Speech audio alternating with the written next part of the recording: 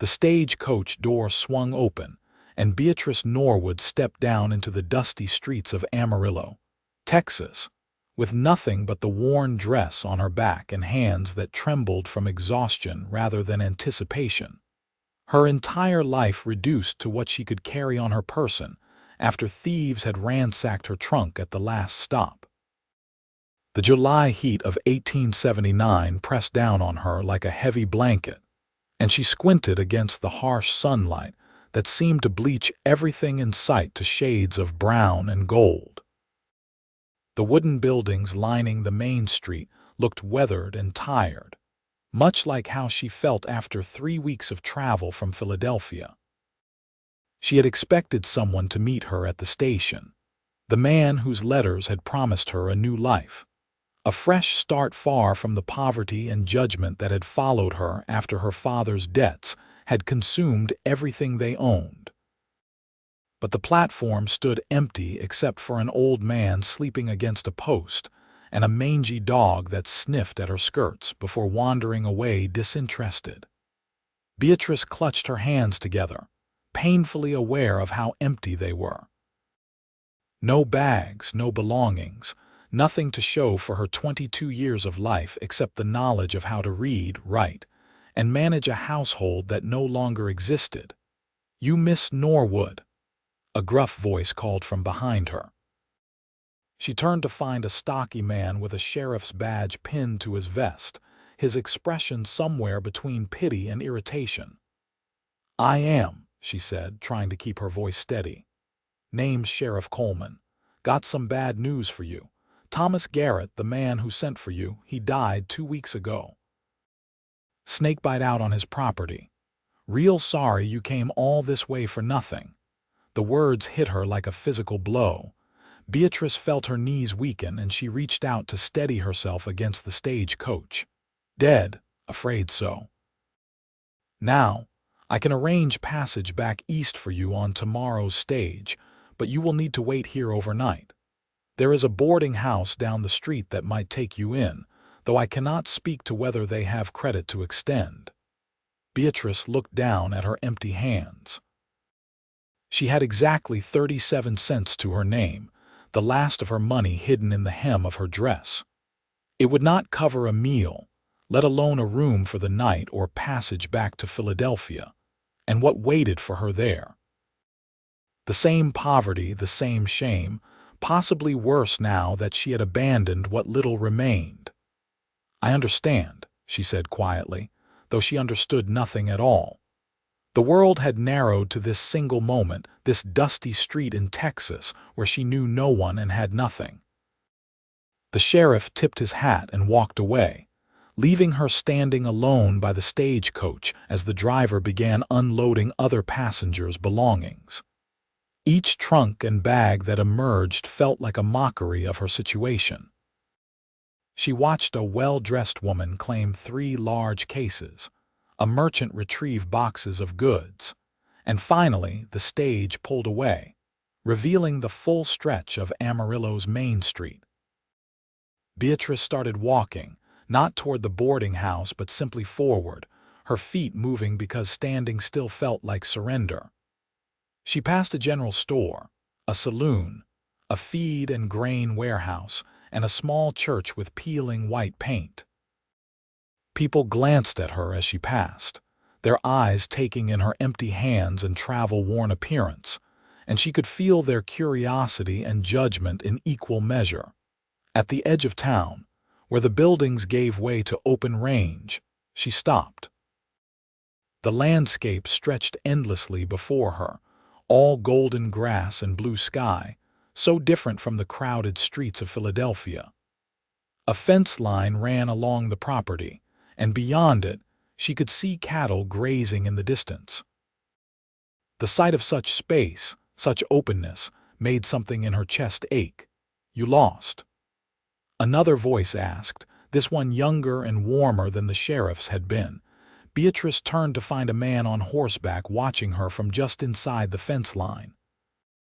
He sat easy in the saddle, like he had been born there, and his face beneath his wide-brimmed hat showed genuine concern rather than judgment. He looked to be in his mid-20s, with sun-darkened skin and eyes that were a startling shade of green against his tanned face. "I suppose I am," she admitted, too tired for pretense. "Though not in the way you might think." He dismounted with practiced grace, looping his horse's reins around a fence post before walking closer. He was tall, with broad shoulders and the lean strength of someone who worked with his hands. His clothes were dusty but well-maintained, and he carried himself with a quiet confidence that Beatrice found oddly comforting. "Ethan Xavier," he said, extending his hand. "This is my family's ranch, the Three Rivers Spread. You just arrive on the stage." She shook his hand, feeling the calluses on his palm, the strength in his grip. "Beatrice Norwood, and yes, though I am beginning to wish I had not." Ethan's expression shifted to something softer, more understanding. "You are the mail-order bride, are not you? The one meant for Thomas Garrett." "News travels quickly in small towns," she said with a bitter laugh.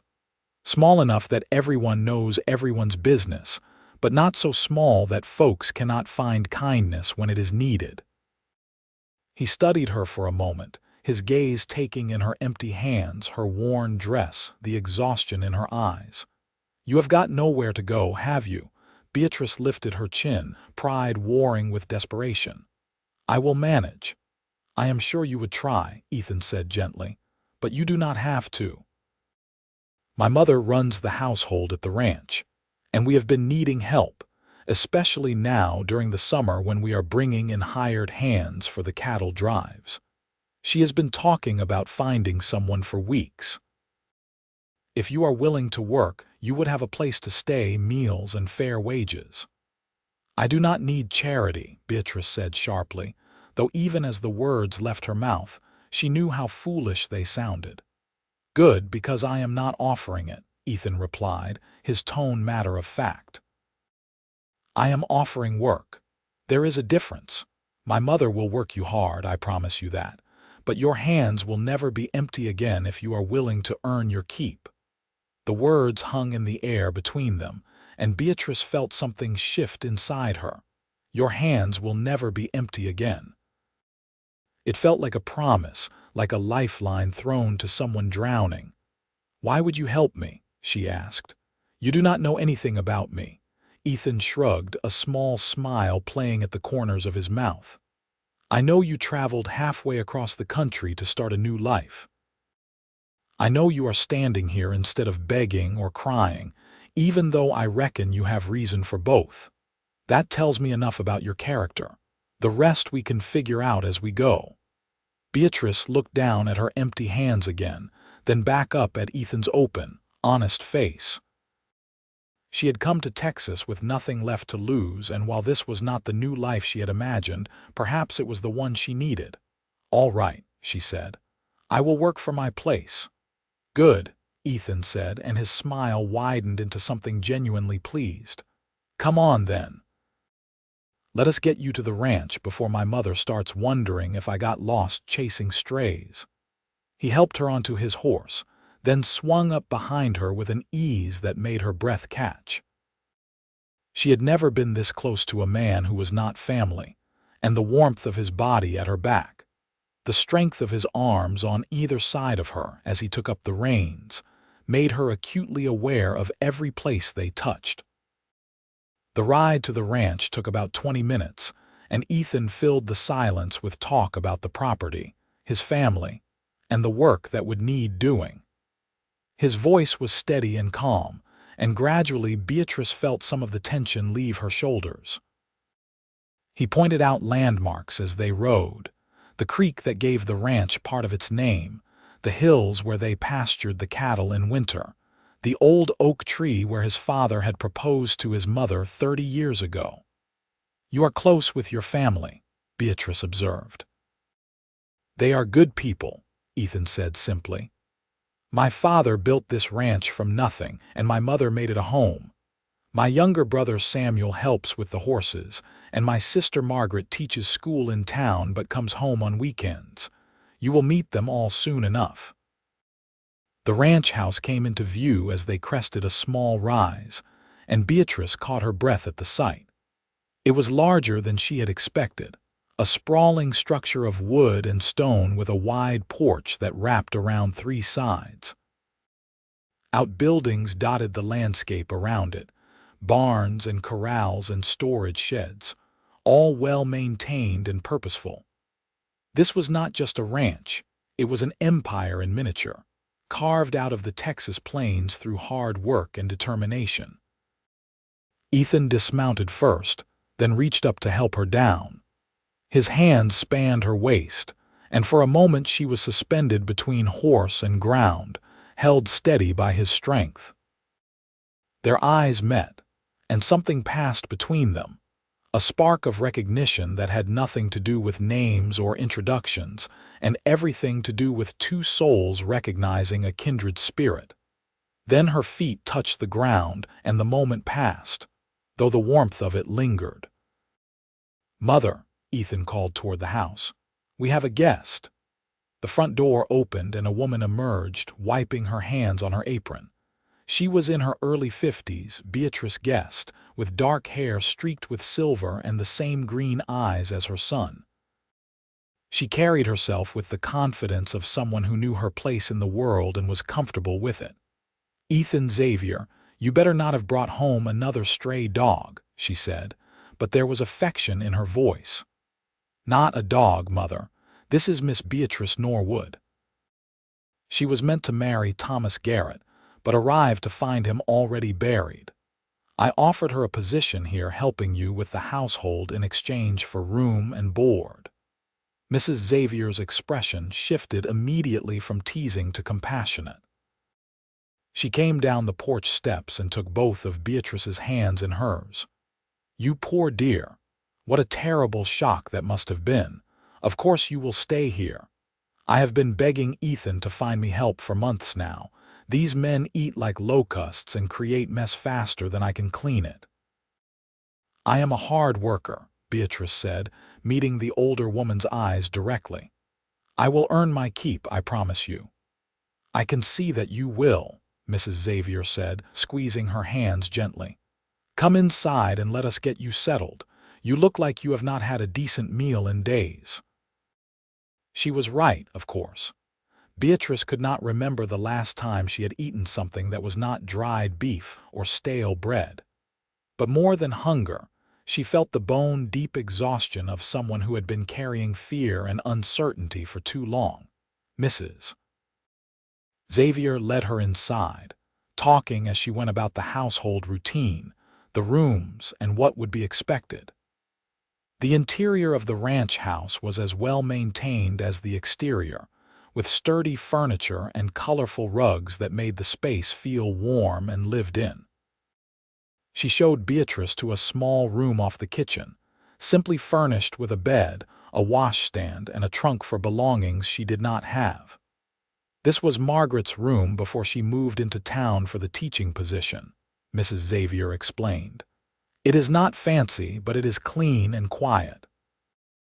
You will share the wash house with the family, and meals are at sunrise, noon, and sunset. We keep ranch hours here, early to bed and earlier to rise." "It is perfect," Beatrice said and meant it.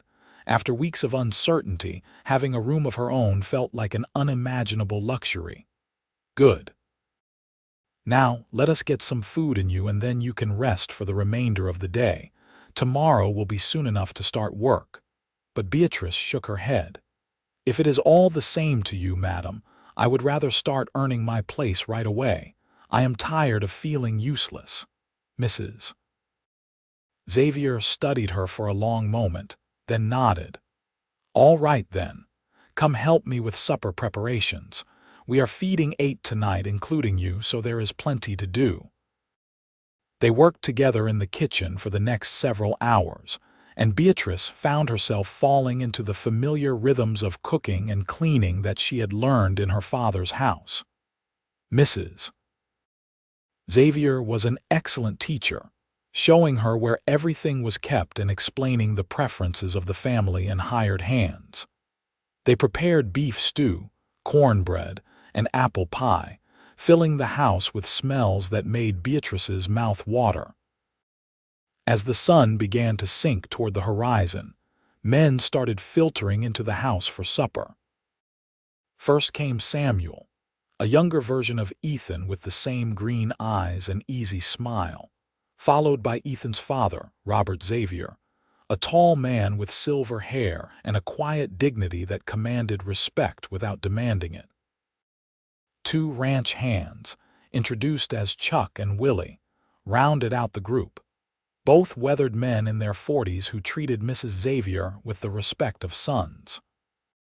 They all took seats at the long dining table, and Beatrice helped serve the food, feeling strangely at home in this ritual of feeding working men. They ate with appreciation, complimenting the food and engaging in easy conversation about the day's work, cattle prices, and a fence line that needed mending. Ethan kept glancing at her throughout the meal, and every time their eyes met, Beatrice felt that same spark she had experienced earlier. It unsettled her, this immediate connection to a stranger, but it also gave her a sense of possibility she had not felt in months. After supper, she helped Mrs. Xavier clean up, learning the routine of washing dishes and preparing the kitchen for the next day's breakfast. By the time they finished, full darkness had fallen, and Beatrice felt exhaustion pulling at her limbs. "Off to bed with you," Mrs. Xavier said kindly. "You have had a long day, and tomorrow will come early." Beatrice retreated to her small room, changing into the only other dress she owned, which had been packed in layers beneath her traveling dress, and thus escaped notice from the thieves. She lay down on the bed, expecting to fall asleep immediately, but instead found her mind racing with the events of the day. This morning she had been on a stagecoach, heading toward a marriage to a stranger. Tonight she was in a bed in a stranger's house, employed as household help, and feeling more hopeful than she had in months. The change was dizzying. And then there was Ethan. The way he had looked at her, spoken to her, offered her help without making her feel small for needing it. She had expected her arrival in Amarillo to be the beginning of a practical arrangement, a marriage of convenience to a man she would learn to tolerate. Instead, she had found herself in the orbit of a man who made her heart beat faster, and she did not know what to do with that feeling. Sleep finally claimed her, and she dreamed of open spaces and green eyes and hands that were no longer empty. The next several weeks fell into a pattern that Beatrice found both exhausting and deeply satisfying. She rose before dawn to help Mrs. Xavier prepare breakfast, then spent her days cooking, cleaning, mending clothes, tending the kitchen garden, and learning the 100 small tasks that kept a working ranch running smoothly. Mrs. Xavier was a patient teacher, but expected excellence, and Beatrice threw herself into the work with a determination that earned the older woman's respect. The evenings were her favorite time, when the work was done, and the family gathered on the porch to catch the cooler air. They would talk about the day, share stories, and sometimes Samuel would bring out his fiddle and play old songs while the stars came out overhead. Beatrice learned about their lives, their histories, their dreams for the ranch, and slowly she began to feel like part of something larger than herself. Ethan was always there, his presence a constant that Beatrice found herself increasingly aware of. He would seek her out during the day, bringing her water when she worked in the garden, helping carry heavy pots in the kitchen despite his mother's protests that it was not man's work, staying late after supper to help dry dishes while they talked about everything and nothing. She learned that he had inherited his father's business sense, but his mother's compassion, that he loved the ranch with a fierce devotion, but sometimes wondered what lay beyond the Texas plains, that he had been engaged once to a woman in town who broke it off when she realized she could not live the isolated life of a rancher's wife. "Did you love her?" Beatrice asked one evening as they stood on the porch watching the sunset paint the sky in shades of orange and pink. Ethan was quiet for a long moment. I thought I did, but looking back, I think I loved the idea of her more than the reality. She wanted me to be someone I was not, and I wanted her to want something she could not. It would not have worked. Do you regret it? No, he said, turning to look at her directly. If it had worked out with Mary Ann, I would not have been riding fence line the day you arrived. I would not have found you, and that would have been the real tragedy. His words made her breath catch, and she looked away, suddenly shy. You do not know me, Ethan, not really. I know enough, he said softly. I know you work harder than anyone I have ever met. I know you are kind to my mother and patient with Samuel's terrible jokes.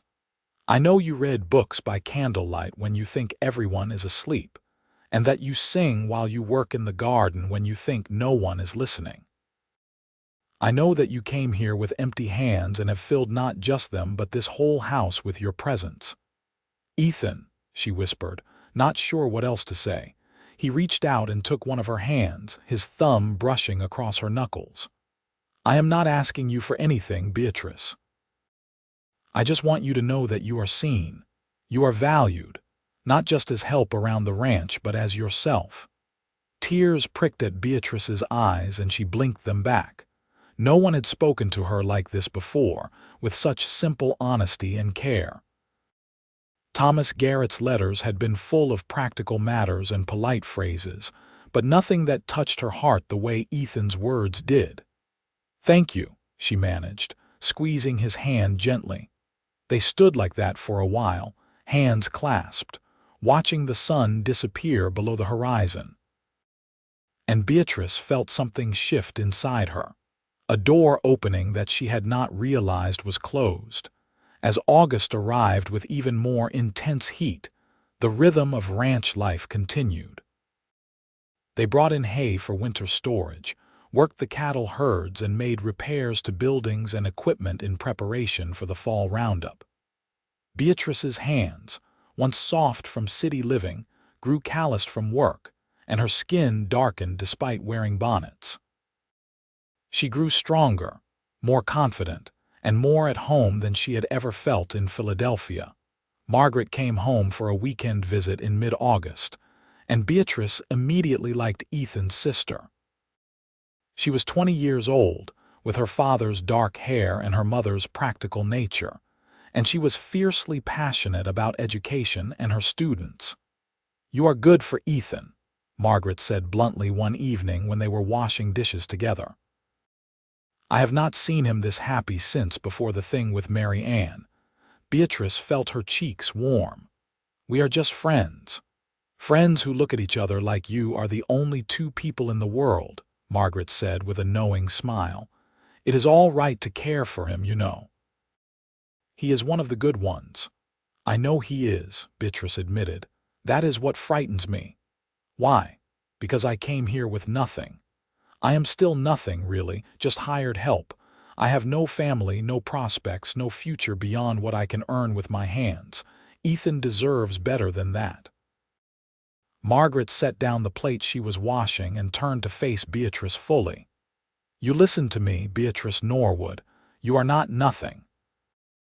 You are a woman who traveled across the country to start a new life, who lost everything and kept going anyway, who works harder than anyone on this ranch and never complains. You have more courage and strength than most people I know. My brother sees that. We all see that.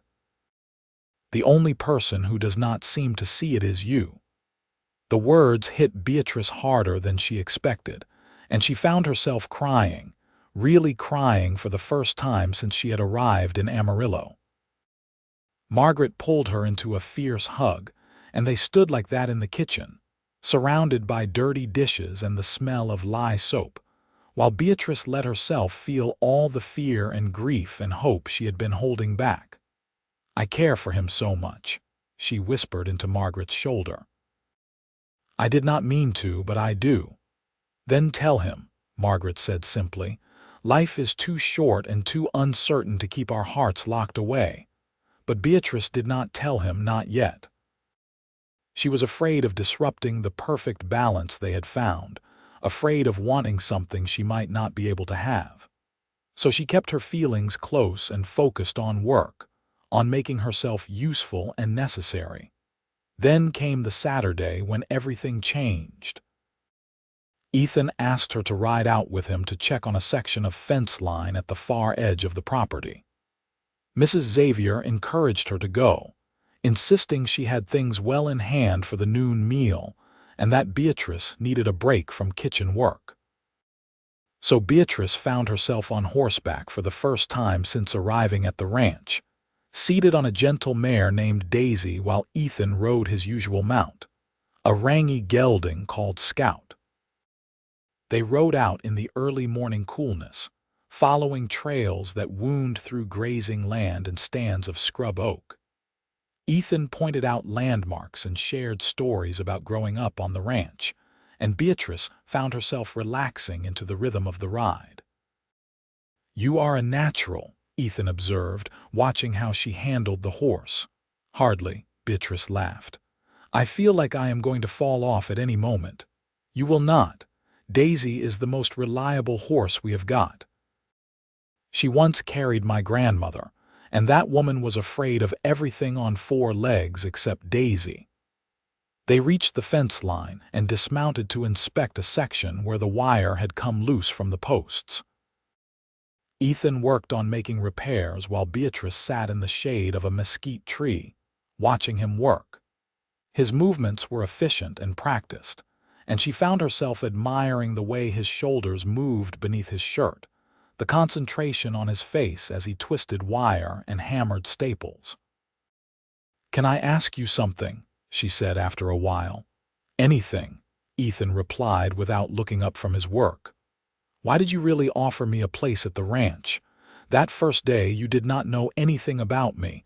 I could have been anyone." Ethan finished securing the wire before answering.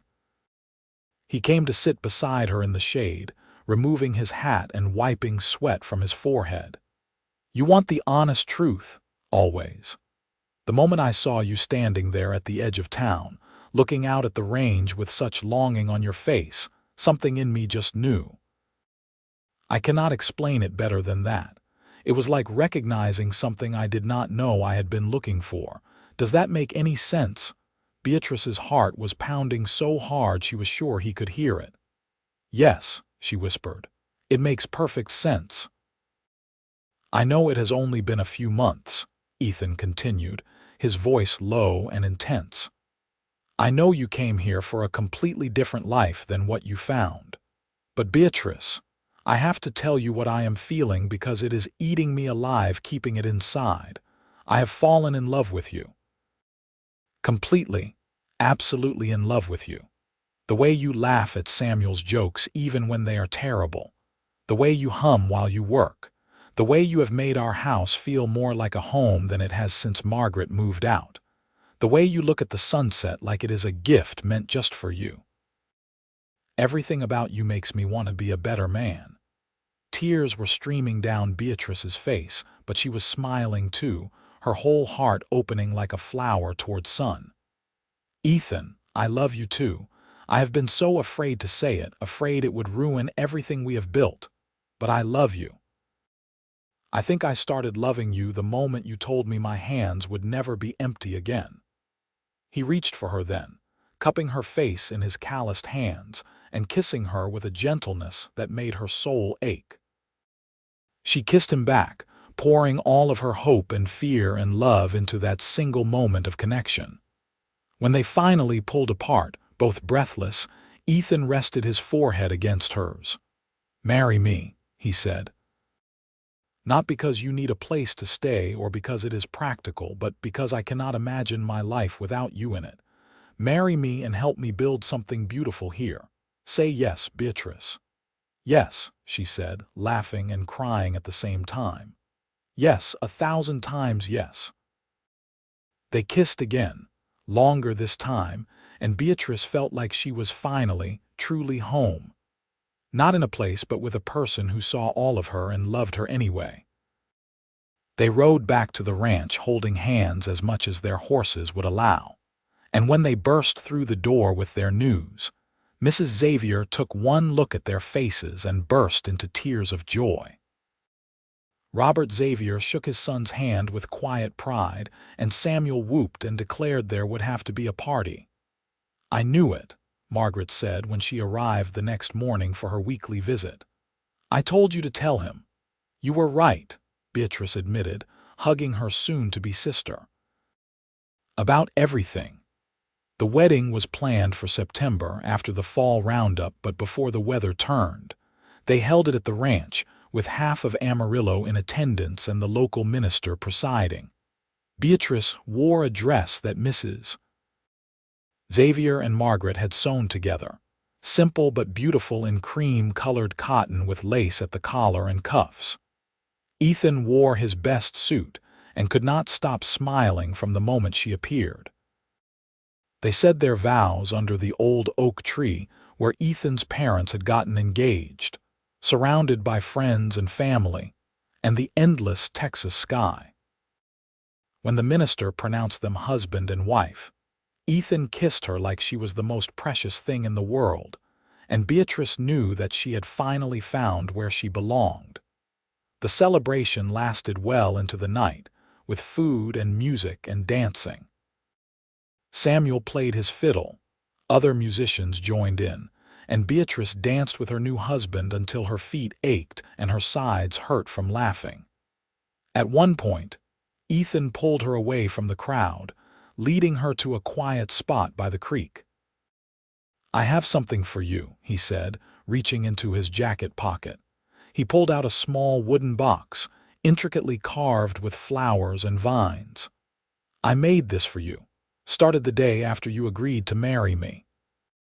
Beatrice opened the box to find a pair of delicate hair combs made from polished bone, etched with the same flower pattern as the box. "Ethan, they are beautiful. I wanted you to have something of your own," he said softly. "Something that was not borrowed or given out of charity but made specifically for you with love. Your hands will never be empty again, Beatrice. I promise you that. Whatever you need, whatever you want, I will do everything in my power to give it to you." She kissed him then, deeply and thoroughly, trying to convey everything she felt. "You have already given me everything," she whispered against his lips. "You gave me a home when I had nowhere to go. You gave me purpose when I felt useless. You gave me love when I thought I would spend my life in a practical arrangement with a stranger. You gave me myself back, Ethan. That is worth more than anything else in the world." They stood by the creek for a long time, holding each other and listening to the music drift over from the party. Eventually, they returned to find people starting to leave, calling out congratulations and blessings as they headed home. Mrs. Xavier hugged them both tightly, whispering to Beatrice that she was proud to call her daughter. That night, Beatrice moved from her small room off the kitchen to the bedroom Ethan had been preparing for weeks. He had built new furniture, sewn curtains with Margaret's help, and even installed a bookshelf for the novels he had been secretly buying whenever he went into town. The room was a testament to how well he knew her, filled with small touches that showed he had been paying attention to everything she liked. Their wedding night was tender and sweet, full of whispered promises and gentle discoveries. Beatrice had been nervous, her limited knowledge coming from vague hints from married women and her own imagination. But Ethan was patient and caring, making sure she felt safe and cherished through every moment. By the time they fell asleep tangled together, Beatrice felt transformed, like she had finally become the person she was always meant to be. The next morning, she woke to find Ethan already up, standing by the window and looking out at the ranch. She came to stand beside him and he wrapped his arm around her waist, pulling her close. "Morning, Mrs. Xavier," he said with a smile. "Good morning, husband," she replied, liking the way the words felt on her tongue. They stood there watching the sunrise paint the sky in shades of gold and pink, and Beatrice marveled at how much her life had changed in just a few months. She had arrived with empty hands and an uncertain future, and now she stood here with a husband who loved her, a family who had embraced her, and a home that was truly hers. Life on the ranch settled into a new rhythm after the wedding. Beatrice and Ethan worked together during the day, their partnership extending from the bedroom to every aspect of ranch life. She learned to help with the cattle, to ride with confidence, to rope and brand alongside the hired hands when extra help was needed. But she also maintained the household, working with Mrs. Xavier to keep everyone fed and the house running smoothly. Robert Xavier began teaching her about the business side of ranching, showing her the books and explaining how they managed finances, bought and sold cattle, and planned for the future. "You are family now," he said simply, when she expressed surprise at being included. "You should know how all of this works." Ethan was already talking about expanding their herd, about buying additional land that bordered their property, about building their own house separate from the main ranch house so they could have more privacy while still being close to family. Beatrice loved listening to him dream, loved contributing her own ideas and watching him take them seriously. By November, Beatrice realized she had missed her monthly courses twice. She said nothing at first, not wanting to get her hopes up or worry anyone unnecessarily. But when December arrived and she still had not bled, and when she found herself exhausted despite sleeping well and nauseous at the smell of frying bacon, she knew what it meant. She told Mrs. Xavier first, needing another woman's confirmation before she said anything to Ethan. The older woman cried happy tears and hugged her tightly, then immediately began planning and fussing about making sure Beatrice did not overwork herself. That evening, after supper when she and Ethan were alone in their room, Beatrice took his hand and placed it on her still flat stomach. "We are going to have a baby," she said softly. Ethan's face went through a dozen emotions in as many seconds: shock, joy, wonder, fear, and finally settling on pure love. "Are you certain?" "As certain as I can be without a doctor's confirmation, but yes, I am certain. Your mother agrees." He pulled her into his arms, holding her so tightly she could barely breathe. "A baby," he whispered into her hair. "We are going to have a baby. Beatrice, you have made me the happiest man alive." "You are not worried?" she asked, pulling back to look at his face. "Terrified," he admitted with a shaky laugh. "But also more excited than I have ever been about anything except maybe marrying you. We are going to be parents." The news spread through the family quickly, and everyone was thrilled. Samuel immediately started planning to build a cradle. Robert began talking about setting aside money for the child's future. And Margaret came home the next weekend with books about childbirth and infant care that she had borrowed from the town's midwife. The winter months passed slowly, with Beatrice's body changing in ways both wondrous and uncomfortable. She grew rounder, her dresses needing to be let out multiple times. She craved strange foods and cried at the smallest things. But through it all, Ethan was unfailingly patient and loving, rubbing her swollen feet, holding her hair when morning sickness struck, and talking to her belly about all the things he wanted to teach their child. In late March of 1880, just as the wildflowers were beginning to bloom across the Texas prairie, Beatrice went into labor. The midwife from town arrived with Margaret, and Mrs. Xavier stayed by Beatrice's side through the long hours of pain and pushing. Ethan paced outside the bedroom door, wearing a path in the floorboards, while his father and Samuel tried to distract him with whiskey and conversation. Finally, as the sun was setting in a blaze of orange glory, Beatrice gave one final push and heard the most beautiful sound in the world, her baby's first cry. The midwife cleaned and wrapped the infant before handing the bundle to Beatrice. "You have a son," she said with a smile. "A healthy, strong boy." Beatrice looked down at the tiny face peeking out from the blanket and felt her heart expand in ways she had not known were possible. He had a shock of dark hair and was screaming with impressive lung power, his little fists waving in indignation at being forced into the cold world. "Let me get his father," Mrs. Xavier said, slipping from the room. A moment later, Ethan burst through the door, his face pale but his eyes bright with anticipation. He came to kneel beside the bed, staring down at his son with an expression of absolute wonder. "We have a son," Beatrice said, her voice thick with exhaustion and joy. "Ethan, we have a son." "He is perfect," Ethan whispered, reaching out to touch one tiny fist with his finger. The baby immediately grabbed hold, his grip surprisingly strong, and Ethan laughed, the sound half sob. "Look at that. He is holding on to me already." "What should we name him?" Beatrice asked. They had discussed names throughout the pregnancy, but had never settled on anything definitive. Now, looking down at their son, Beatrice felt like she would know the right name when she heard it. "What about James?" Ethan suggested. "After your father." Beatrice felt tears spring to her eyes. Her father had died 2 years ago, his debts driving him to an early grave, and she had carried guilt about their relationship ever since.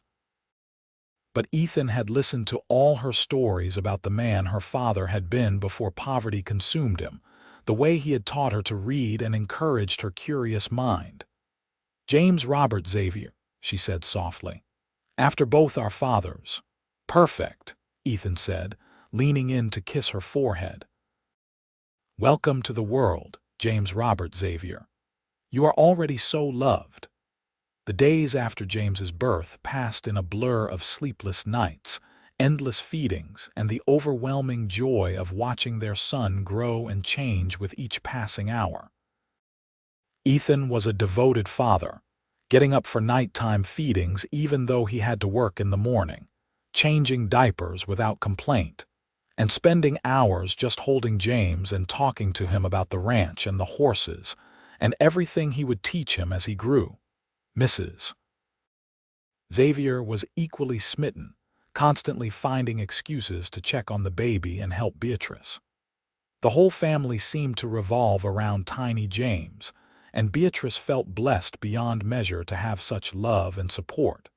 As spring turned to summer, James grew stronger and more alert. He began smiling at familiar faces, especially Ethan's, and making cooing sounds that everyone interpreted as the height of intelligence. Beatrice slowly regained her strength, and life found a new normal that included the beautiful chaos of having an infant in the house. One evening in June, after they had finally gotten James to sleep, Beatrice and Ethan sat on their bedroom porch watching the stars emerge. It was the first quiet moment they had had alone in weeks, and Beatrice savored the peace of it. "Are you happy?" Ethan asked, his arm around her shoulders. "Happier than I ever thought possible," Beatrice replied honestly. "Sometimes I think about that day I arrived in Amarillo, with nothing but the clothes on my back and nowhere to go. If someone had told me that less than a year later I would be here, married to a man I love with a beautiful son and a family that feels like my own, I would not have believed them." "I think about that day too," Ethan said. "How close I came to not riding out to check that fence line. How easily we could have missed each other. It feels like fate." "Maybe it was," Beatrice said softly. "Maybe everything that happened, all the bad and the good, led me exactly where I was supposed to be." "Your hands are definitely not empty anymore," Ethan said with a smile. Thinking of how James constantly wanted to be held, Beatrice laughed. "No, they are certainly not. I would not have it any other way." They sat in comfortable silence for a while, and then Ethan said, "I have been thinking about the future, about what we want to build here." "Tell me," Beatrice encouraged. "I want to start that house I mentioned, a place that is just ours while still being close to my parents. I want to expand the herd, maybe get into horse breeding like Samuel has been suggesting. I want to make this ranch into something we can pass down to James and any brothers or sisters he might have someday. I want to build a legacy with you, Beatrice." "I want that too," she said. "All of it. And I have been thinking about something as well. Your mother mentioned that there are children in the area who do not go to Margaret's school because they live too far out. What if we started a small school here on the ranch, just a few days a week, teaching them to read and write? Margaret could help us get started, and we could give those children opportunities they would not otherwise have." Ethan turned to look at her, his expression thoughtful. "That is a beautiful idea, and it would honor the part of you that loves books and learning." "Exactly," Beatrice said, warming to the topic. "I know what it is like to have your world limited by circumstances. Education can change that. It changed my life, having a father who insisted I learn to read. I want to give that gift to others." "Then we will make it happen," Ethan promised. "Whatever you need to make it work, we will find a way." Over the next year, their plans slowly came to fruition. Ethan and Robert began building a house for Ethan and Beatrice about a quarter-mile from the main ranch house, close enough to be convenient but far enough to offer privacy. It was smaller than the main house but perfectly suited to their needs, with a large kitchen, a parlor for entertaining, 2 bedrooms, and a study where Beatrice could keep books and eventually teach small groups of children. The ranch continued to prosper, with cattle prices remaining strong and their herd growing steadily. Samuel's horse breeding venture proved successful, and several ranchers from surrounding areas came to purchase his stock. The Three Rivers Ranch was becoming known throughout the region as a well-run operation with quality livestock and fair dealing. James grew from an infant into a busy toddler, constantly getting into things and demanding attention. He was fascinated by the horses and cattle, and Ethan began teaching him about ranch animals almost as soon as he could walk. Beatrice watched her husband and son together and felt her heart overflow with love. In the spring of 1882, Beatrice gave birth to their second child, a daughter they named Emily Grace. Where James had been loud and demanding from birth, Emily was quiet and observant, watching everything with solemn blue eyes. Ethan was completely besotted with his daughter, declaring her the most beautiful baby ever born and spoiling her shamelessly. The little school became a reality that same year, with Beatrice teaching 6 children from neighboring ranches twice a week. Margaret helped her develop curriculum and donated old textbooks from the town school. The children were eager learners, hungry for knowledge, and watching them progress filled Beatrice with a sense of purpose beyond her family. Life was not without challenges, of course. There were difficult seasons with drought or too much rain, cattle lost to disease or predators, and the constant hard work that ranching demanded. But through it all, Beatrice and Ethan faced everything together, their partnership growing stronger with each passing year. In 1884, their third child was born, another son they named Thomas after the man whose death had inadvertently brought Beatrice to Texas. It felt right somehow, honoring the connection that had started everything. By 1885, 6 years after Beatrice had stepped off that stagecoach with empty hands, she looked around at the life she had built and marveled at the journey. Their house was filled with children's laughter, the ranch was thriving, and her small school had expanded to include 12 students. Mrs.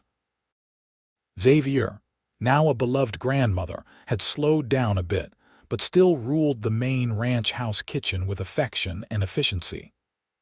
Robert and Ethan worked side by side, father and son united in purpose. Samuel had married a woman from town and built his own house on the ranch property, expanding the family further. Margaret had become headmistress of the Amarillo school and came home every Sunday for family dinners. One evening in late spring, Beatrice and Ethan sat on their porch after putting the children to bed.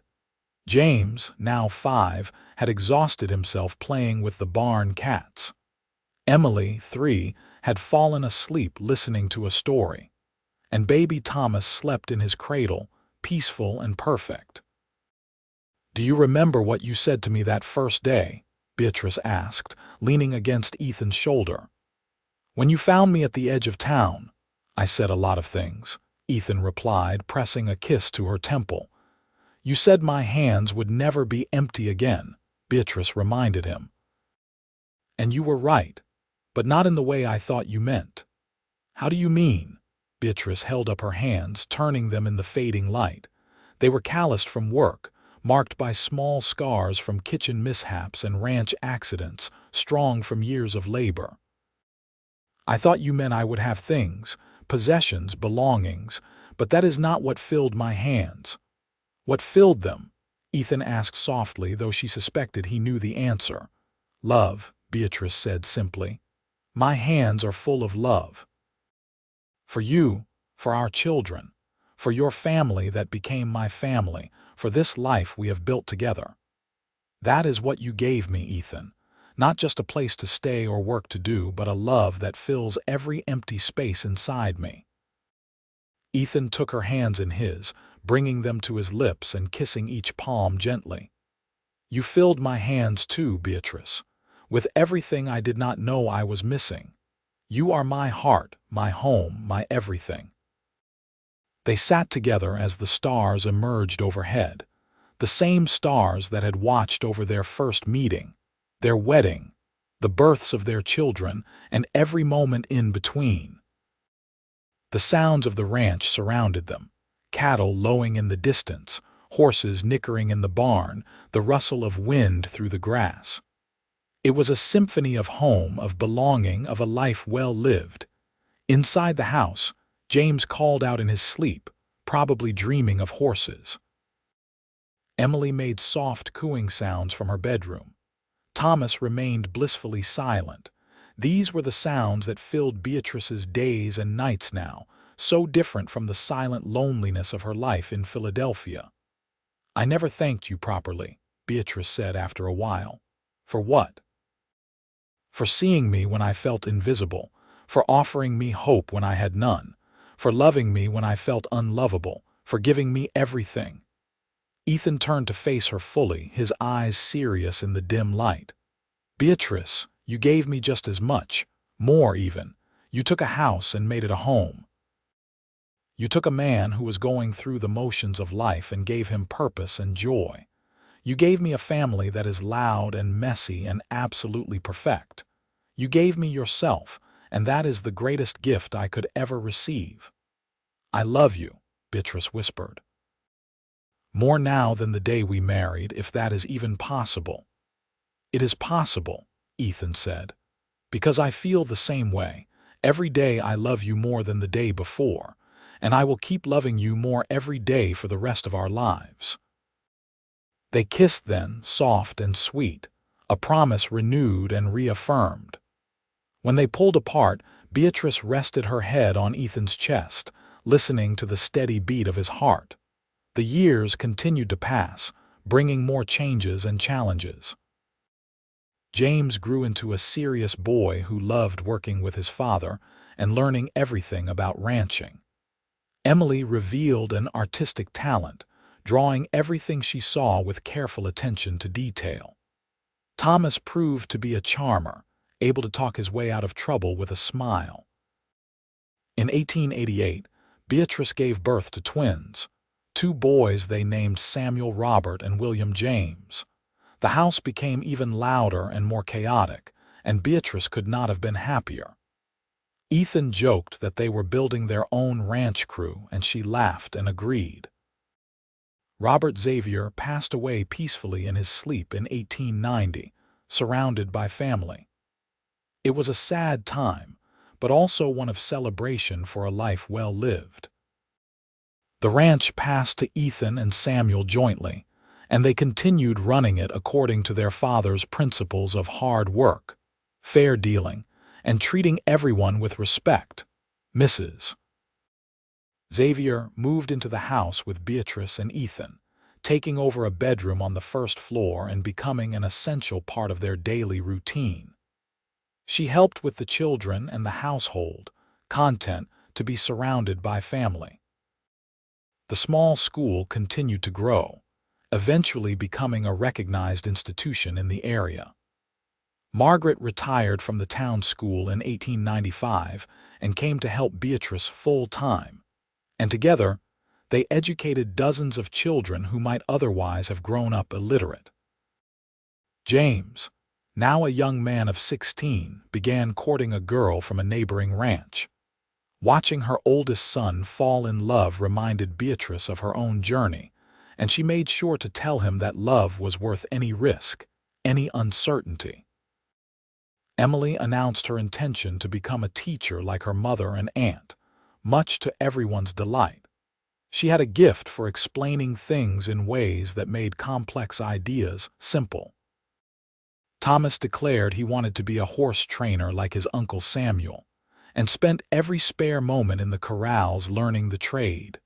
The twins, now 8 years old, were inseparable and constantly in trouble, but in the harmless way of adventurous boys. They kept everyone on their toes, and the house filled with laughter. In 1896, 17 years after she had arrived in Amarillo with empty hands, Beatrice stood in her garden and reflected on the miracle of her life. She was 40 years old now, with silver starting to thread through her brown hair and lines around her eyes from years of smiling. Her hands, rough from work, were never empty, always holding a child, a book, a tool, or most often Ethan's hand. The ranch had expanded significantly, now one of the most successful operations in the region. Their cattle were known for quality, Samuel's horses were in high demand, and the Xavier name was respected throughout Texas. But more than financial success, they had built something that mattered: a family, a home, a legacy of love and hard work. Ethan came up behind her in the garden, wrapping his arms around her waist and resting his chin on her shoulder. "What are you thinking about?" he asked. "Everything," Beatrice said. "How far we have come, how blessed we are, how grateful I am for that day you found me at the edge of town." "Best day of my life," Ethan said. "Well, except for our wedding day, and the days our children were born. Actually, every day with you is the best day of my life." Beatrice laughed and turned in his arms to face him. He was 42 now, with more lines on his face and gray in his dark hair, but to her, he was just as handsome as the young man who had offered her hope when she had none. "I was thinking we should throw a party," Beatrice said. "A big celebration for the whole community. Mark 17 years since I arrived and everything we have built since then." "I think that is a wonderful idea," Ethan agreed. "We have a lot to celebrate." The party took place in July, with half the county in attendance. They roasted beef, had tables groaning with food, and hired musicians for dancing. Children ran everywhere. Adults caught up on news and gossip, and the Xavier family stood at the center of it all, greeting guests and accepting congratulations. At one point, Beatrice found herself standing with Margaret and Mrs. Xavier, watching the festivities. "Do you remember when I first arrived?" Beatrice asked them. "I was so scared, so uncertain about everything." "I remember," Mrs. Xavier said, patting her hand. "And I remember thinking that Ethan had brought home someone special. I was right. We both got lucky that day," Margaret added. "You got a family and we got you. Best sister I could have asked for." As the sun set and lanterns were lit around the yard, Ethan pulled Beatrice onto the dance floor. They moved together to a slow waltz, perfectly in sync after years of partnership. "Happy?" he asked, the question he had been asking since the beginning. "Completely," Beatrice replied. "My hands are full, my heart is full, my life is full. You kept your promise, Ethan. My hands have never been empty since the day you found me." "And they never will be," Ethan promised. "Not as long as I am alive to fill them." They danced until the stars came out, surrounded by family and friends and the life they had built together from nothing. And Beatrice thought about the journey that had brought her here, from the desperate woman stepping off a stagecoach to the beloved wife and mother she had become. She had arrived in Amarillo with empty hands, her entire world reduced to nothing. But Ethan had been right.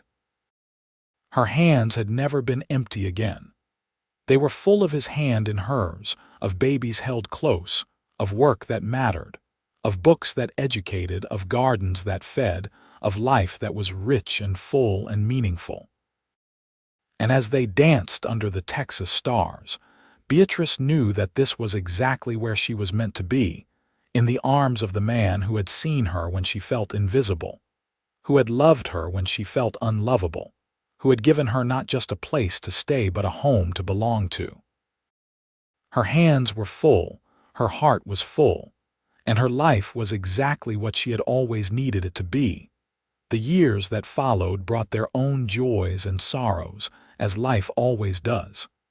James married his sweetheart and built a house on the ranch, starting the next generation of Xaviers. Emily went to teachers' college and returned to expand the school even further. Thomas became one of the most respected horse trainers in Texas. The twins eventually settled down and went into cattle brokering, using their natural charm to negotiate excellent deals. Mrs. Xavier passed peacefully in 1902, surrounded by her children and grandchildren, content in the knowledge that her family would continue to thrive. Her loss was deeply felt, but her legacy lived on in every meal cooked with her recipes, every garden planted according to her wisdom, every grandchild who carried her strength and kindness. Ethan and Beatrice grew old together, their hair turning silver, their steps slowing, but their love never diminishing. They watched their children have children of their own, the ranch house once again filling with young voices and laughter. On a warm spring evening in 1920, 41 years after they had first met, Beatrice and Ethan sat on their porch watching the sunset. They were both in their 60s now, but still sat close together, still held hands, still found joy in each other's presence. "I have had a good life," Beatrice said softly, "better than I ever dreamed possible." "We have had a good life," Ethan corrected gently. "Everything we did together." "Together," Beatrice agreed. "That is the secret, is it not? Having someone to share both the burdens and the joys." "It is," Ethan said. "And I cannot imagine having shared my life with anyone but you." They sat in comfortable silence, watching their grandchildren play in the yard, listening to the familiar sounds of the ranch. The sun painted the sky in brilliant colors, the same sky they had watched together for over 4 decades. "My hands are still full," Beatrice said, squeezing Ethan's hand. "After all these years, they are still full." "Of course they are," Ethan replied, bringing her hand to his lips. "Love does not empty with time, Beatrice. It only grows deeper, richer, more abundant. Your hands will always be full because my love for you has no end." "And mine for you," Beatrice whispered, "always and forever." As the stars began to emerge in the darkening sky, they sat together on the porch, two souls who had found each other against all odds, who had built a life and a legacy from nothing, who had loved each other through every challenge and celebrated every triumph. Beatrice thought back to that terrified young woman who had stepped off a stagecoach with empty hands and an uncertain future, and she wished she could tell that woman what awaited her. The love, the family, the home, the purpose, the joy. All of it possible because one cowboy had seen past her empty hands to the strong, capable, beautiful person beneath. But perhaps that young woman had known, in some deep part of herself. Perhaps that was why she had accepted Ethan's offer, why she had trusted a stranger, why she had opened her heart to possibility. Perhaps we always know, on some level, when we meet the person who will change everything. Ethan pulled her closer and Beatrice rested her head on his shoulder, right where she belonged. Around them, the ranch continued its evening routine, horses settling in barns, cattle moving to water, families gathering for supper. The life they had built carried on, sustained by the love that had started it all. Her hands had arrived empty, but Ethan had been true to his word. They had never been empty again. They were full of everything that mattered: love, family, purpose, and the unshakable knowledge that she was exactly where she belonged, held safe in the arms of the man who had given her the world.